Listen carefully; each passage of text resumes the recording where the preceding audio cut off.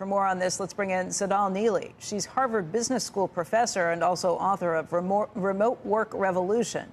And Tsedal, we know you well. The book, obviously, kind of is your take on things, where we're headed. And I know that your belief is that we are firmly moving towards a more flexible workplace. But it seems to me that there are going to be some bumps in the road.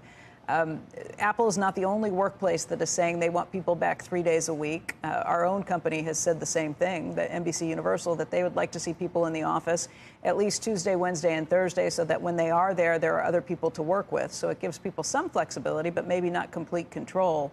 I just wonder if we're getting to the point where the inmates are running the asylum here, where people say, nope, I'm not doing it. You can't make me even though you pay me.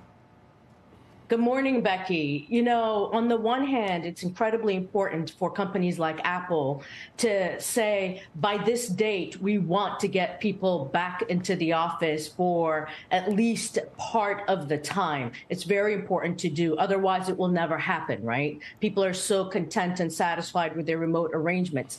The pushback that we're seeing, though, is about people who are resisting blanket mandates that are not connected to work goals or productivity. They're resisting the idea of butts and seats. What we know works well is when companies have hybrid designs that treat the office as a tool for specific uses.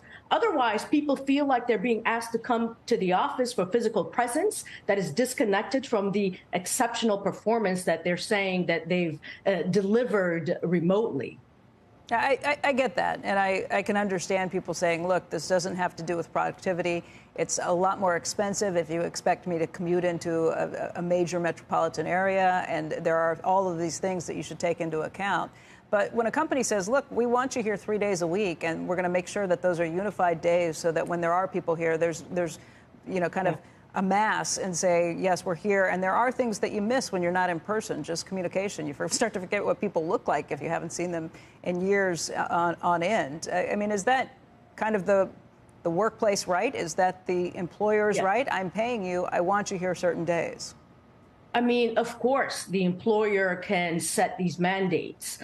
They can say, I want you here for a portion of the time. And what you're talking about are actually called anchor days. It's really important that people show up during the same days so that there's coordination. Otherwise, I show up, no one's there, and tomorrow the next person shows up, no one's there. So coordinating and having anchor days is critical. I think what people are pushing back on is the 3 days a week and this idea that I come in to do exactly what I would do if I was at home. So to really reinvent how we think about the office and how we spend our time in the office is really what they're pushing back on. The second thing that's incredibly important here is that diversity.